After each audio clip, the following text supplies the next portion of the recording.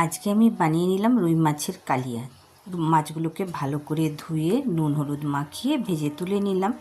এরপর ওই তেলের মধ্যে দিয়ে দিলাম জিরা, হিং আর তেজপাতা ফোড়নে।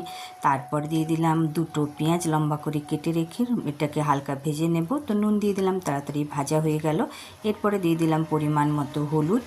এবারে দিয়ে দিলাম আদা, কাঁচা লঙ্কা, রসুন, পেঁয়াজ একসাথে বেটে রেখেছিলাম, দিয়ে 5 মিনিট খুব ভালো করে কষিয়ে নিয়ে একটু জল দিয়ে কষিয়ে নিলাম। এবারে শুকনো মশলার মধ্যে দিলাম জিরে, ধনে, শুকনো লঙ্কার গুঁড়ো। ভালো করে আবারও কিছুক্ষণ কষিয়ে নিয়ে একটু চিনি অল্প জল দিয়ে আবারও কিছুক্ষণ কষিয়ে নিয়ে টমেটো গ্রেট করা দিয়ে দিলাম। খুব ভালো করে সমস্তগুলো কষিয়ে জল দিয়ে দিলাম গরম মশলা, ধনেপাতা, কাঁচা পাকা লঙ্কা দুটো। ভালো করে ঝোলটা ফুটে গেল, দিয়ে দিলাম মাছগুলো। বাস 2 মিনিটের মতো রেখে এটাকে ভালো করে ফুটিয়ে রেডি হয়ে গেল আমার রুই মাছের কালিয়া। ভালো লাগলে লাইক করবেন।